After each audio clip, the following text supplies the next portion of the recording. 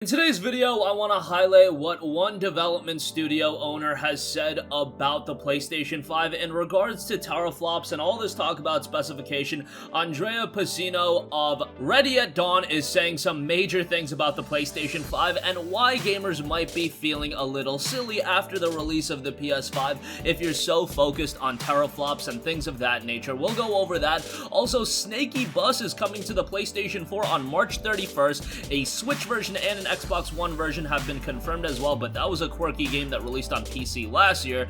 Now it makes the transition to the PS4. And lastly, Borderlands 3 is available for a very, very low price right now over at Walmart.com, so we'll highlight that at the end of this video, as that might be a good game to get into right now with you being at home, having some extra time, things of that nature. We'll talk that at the end.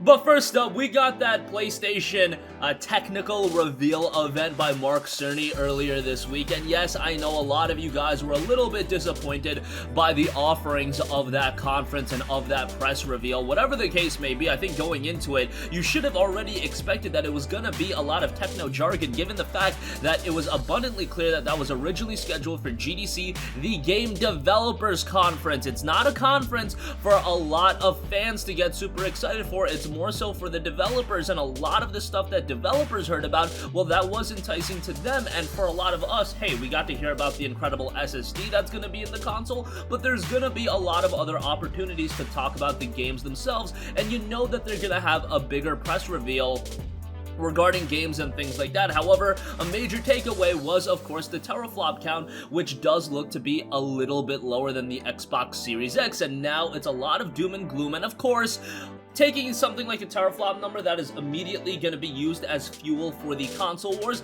However, Andrea Pacino of Ready at Dawn noted this: "Dollar bet, within a year from its launch, gamers will fully appreciate that the PlayStation 5 is one of the most revolutionary, inspired home consoles ever designed, and will feel silly for having spent energy arguing about teraflops and other similarly misunderstood specs."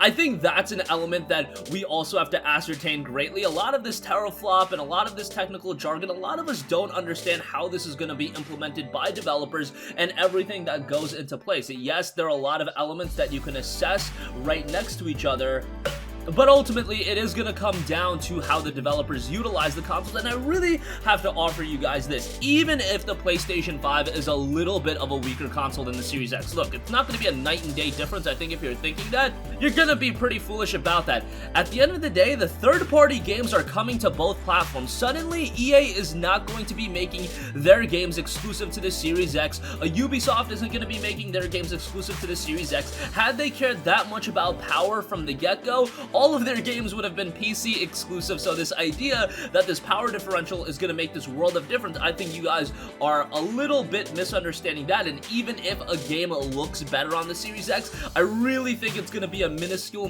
difference, because you're not talking about a substantial power difference here.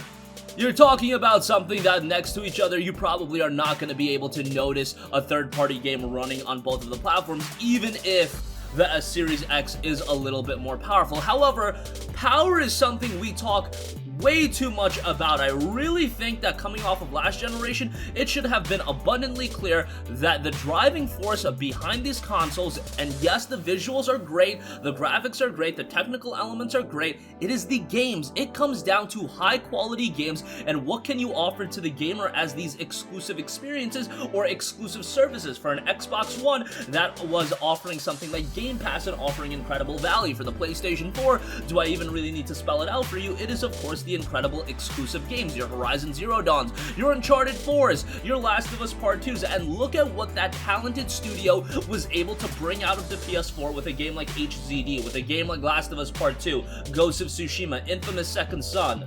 Technically, those games are remarkable, and I would even ascertain the fact that it comes down to developers, the talented studios behind these games, to accentuate the power of these consoles and utilize all of their strengths, maybe even hide some weaknesses, and make these games that are this incredible. God of War as well.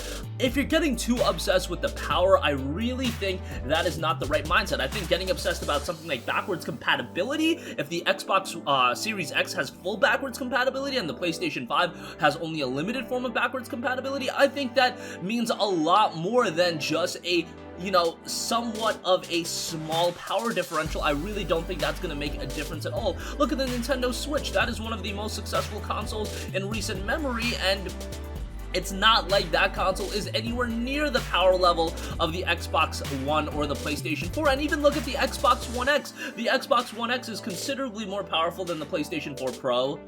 And it's not like the One X is flying off the market or anything like that. And yes, the One X is quite a bit ahead of the PlayStation 4 Pro. I think obsessing over elements like teraflops and all of these elements that aren't really going to play a significant factor into the PlayStation 5 in terms of how the console is received. And ultimately, the console is going to be received on how it delivers great gaming experiences, how it delivers great services, and how it offers you an experience as a gaming platform. And I do think the PlayStation 5 is going to be good on that regard. It's just the one thing that I'm a little bit concerned about. Look, I've been hyping up backwards compatibility forever, and I was really hoping the PS5 is going to have full backwards compatibility. It seems like a lot of you guys are still holding out hope that that 100 games number was just the amount of games that are going to be enhanced for PS5, and then the rest of the catalog is going to be backwards compatible as well. I'm a little bit skeptical on that, just because I feel like if that was the case, they'd be shouting that from their rooftops, but nonetheless, that is something to think about as well. However, as far as these teraflop numbers go, as far as the GPU clock speeds go, I don't think that is going to be as big of a factor, at least ultimately how that offers a quality gaming experience for you. I don't think that's something that the majority of people should be getting too wrapped up about, unless you're looking for the absolute slightest margins of better performance and things like that. But honestly speaking, for the majority of you guys, you're probably not in that boat. You're in the boat of, hey, I want some great gaming experiences, and let's see what the PS5 announces as far as that goes. If you're disappointed on the conference based on the lack of announcements, hey, I understand from that standpoint,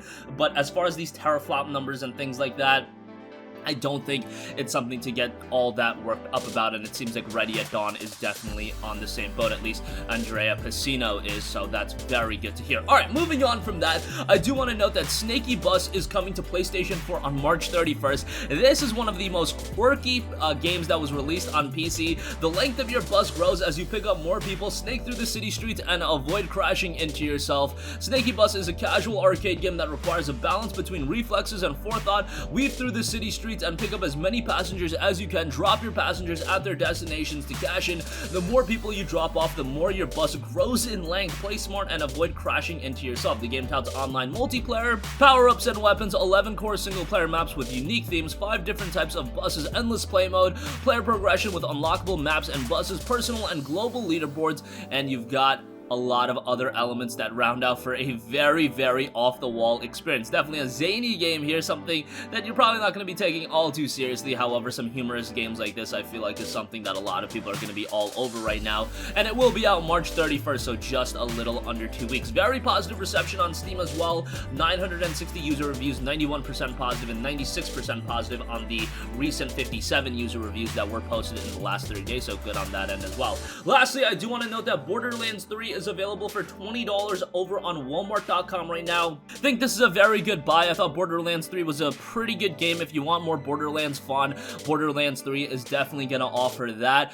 It's not reinventing the wheel for Borderlands, however, it necessarily doesn't need to. I have been vocal of the fact that before I recommend you guys to buy it, I really do believe that at some point 2K Games, Gearbox are going to remaster this game for the PlayStation 5, maybe throw in all the DLC, and you get like a Borderlands 3 Definitive Edition, given the fact we got Borderlands 1 Game of the Year Edition, or Borderlands 1, the Definitive Edition on the PS4, I forgot exactly what they titled it. We got the Handsome Collection. I don't see why they wouldn't re-release Borderlands 3, it just makes all the sense in the world, given that this is a game that naturally on the PS4 is going to have some technical restraints, and on the PlayStation 5 completely coming unshackled, I think that would be something that people would be all over, and throw in all the DLC, which there is a decent amount of. I think that is something that would sell pretty well. So that's going to conclude this video. Again, Andrea Pacino is being very positive of the PlayStation 5 and thinking that gamers are going to think that it's that they'll feel silly for spending energy arguing about teraflops and other similarly misunderstood specs, and it'll be one of the most revolutionary inspired home consoles ever designed. By the way, can we get an Order 1887 or an Order 1886 too? That's something that I surprisingly did not talk at all about, because Ready at Dawn, of course, probably most known for those games. Snakeybus is coming to PS4 on March 31st, and Borderlands 3 available for $20 over on Walmart.com right now. That's going to conclude this video. Sound off with all of your thoughts in the comment section down below. Thank you for watching, and goodbye. Hey guys, we hope you enjoyed the video, and if you did, make sure to hit the subscribe button, and if you're already subscribed, do us a favor and hit the bell icon. This way you'll be notified whenever we post a new video. That's the best way to keep up with all of our uploads, and we usually try to upload 2 videos a day. And with the bell icon hit, you'll be notified whenever we do upload a video. As always, thanks for watching.